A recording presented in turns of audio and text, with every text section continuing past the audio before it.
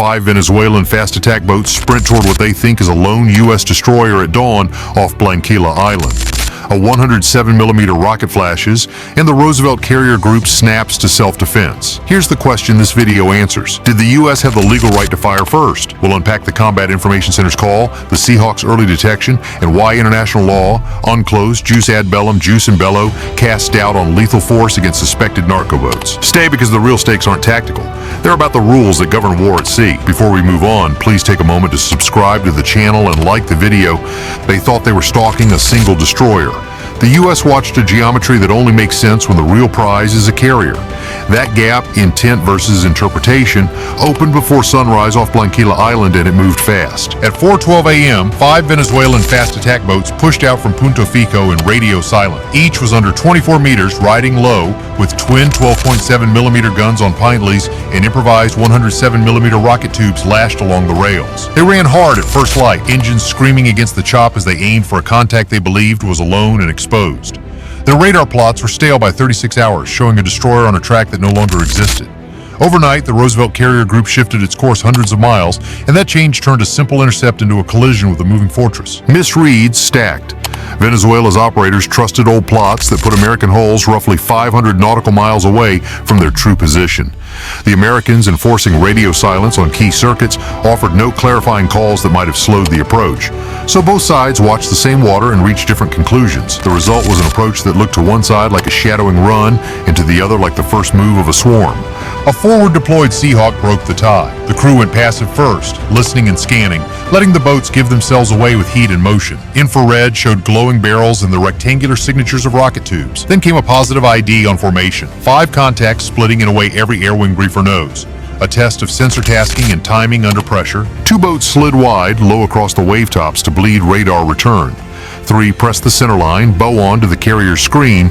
It's a simple swarm play. Spread the defender's attention, force the Combat Information Center to split tracks across sectors, and compress decision time so one gap opens long enough to get a firing solution. Against small craft at high speed, the first mistake is usually the last. The crisis started with a single flash. At 5:47 a.m., the lead boat loosed one 107mm rocket into the water. It threw a plume and a short-lived arc on sensors. A warning shot by their read, but its trajectory crossed the battle space at a moment when range rings were collapsing.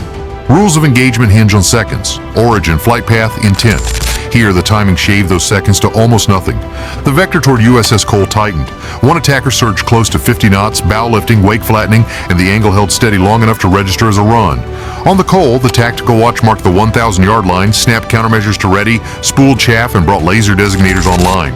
Cram tracked the boat like a metronome, waiting for the word that would send steel. Above the spray, the Seahawk dropped to 230 feet. The pilot saw a gun crew brace and heard the clack of a charging handle on a 12.7. That call hit the net, and the Roosevelt group shifted to Condition 1. Weapons were authorized for self-defense, and you could feel the posture change across the formation. Fire rooms hot, mounts alive, eyes narrowed to bearings and speed. Then at 6:08 a.m., the lead attacker snapped hard to port, skidding across its wake and away from the Cole. The other 4 boats followed suit, easing throttles and breaking contact. 24 minutes after the first ping, the water calmed and the decision not to fire held. Why did the U.S. read it as hostile intent? Speed held on a closing bearing, a split that matched known saturation tactics, visible heavy weapons, radio silence, and a crowded battle space. Those are classic threat indicators, and when they align, doctrine tilts toward self-defense. That near-war label isn't hype. It's a lesson in how minutes and mismatched maps can pull trained crews to the edge of a lawful shot. So if the pattern checks every box a watch officer dreads, does that equal a legal green light to strike first? The answer runs through the law of the sea, UNCLOS, jus ad bellum, and jus in bello. If a rocket arcs and 5 boats split to saturate defenses, does the law treat that as an armed attack or a bluff you have to ride out? That's the line that matters, because crossing it turns a tense approach into a lawful first strike, and staying short keeps guns cold even when the angles look lethal. Now, the policy debate didn't start with one dawn near Blanquilla. It sits on top of 21 recorded maritime strikes tied to suspected traffickers on the high seas, some linked by officials to networks like Tren de Aragua. The core question is narrow and sharp. Can a state use lethal force against suspected drug boats outside its territorial sea without an active firefight or a clear flag state consent? Counter-narcotics operations allow boarding, seizure, and arrests. They do not automatically authorize sinking a skiff. 3 pillars frame the answer. First, UNCLOS sets jurisdiction at sea. Warships enjoy immunity. Merchant and private vessels remain under their flag state's control, with narrow exceptions like piracy or statelessness. Second, jus ad bellum permits force only in self-defense against an armed attack or with Security Council authorization. Imminence matters. Fear or suspicion is not enough. Third, jus in bello, once force is lawful, limits how it is used through necessity and proportionality. You must pick the least harmful means to neutralize a threat, and the harm you cause cannot outweigh the concrete military advantage you gain. Here's where the friction starts. U.S. officials frame lethal shots as a mix of counter-narcotics enforcement and self-defense against hostile small craft. Many legal analysts push back. They argue that non-state traffickers, even if heavily armed, do not by themselves create an armed conflict at sea. Without an imminent armed attack on U.S. forces, the legal basis to use force under the UN Charter looks thin. Several assessments converge here.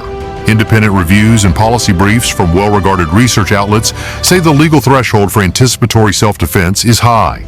Without a specific, immediate attack, clear hostile acts, not just indicators, force likely breaches the Charter. Absent Security Council approval or host state consent, a strike framed as law enforcement cannot morph into warfare just because a boat runs fast and carries rockets. Necessity then bites. Was lethal fire the only way to manage those boats? Boarding teams, hails, loud hailers, maneuvering blocks, warning shots across the bow, rotor wash from helicopters, flashbangs, disabling fire against engines, and sustained pursuit all sit in the toolkit. If those measures can reasonably neutralize the threat, lethal shots fail the necessity test. Timing is tight against craft at 45 to 50 knots, but doctrine expects layered options before a kill shot. Proportionality is next. The key is concrete, not speculative, advantage. Preventing a hypothetical future crime does not outweigh certain loss of life on the water. Claims that lethal strikes save vast numbers of lives down the chain lack verifiable evidence. When numbers about lives saved per boat cannot be supported by public data, proportionality calculations slide from law into rhetoric. There's also escalation risk. Treating traffickers as combatants stretches humanitarian law and domestic authority. It blurs the line between police work and war, undercuts due process, and can chill the human sources that come from arrests, plea deals, and flips. Once states normalize force against criminals at sea, others can cite that precedent to target dissidents, fishermen, or rival patrols under a crime label. Weighing those factors, the answer leans no. Unilateral lethal strikes on narco boats, absent an imminent armed attack or clear authorization, fall short of the legal thresholds and muddle the split between enforcement and warfare. And when that line blurs, navies, coast guards, and civilians all inherit the risk in the next fast-moving contact. Demand evidence, legal clarity, and civilian control. Treat cartels as criminals to prosecute, not armies to bomb. If one tense morning near Blanquilla can bend rules, the next crisis could break them. Keep pressing.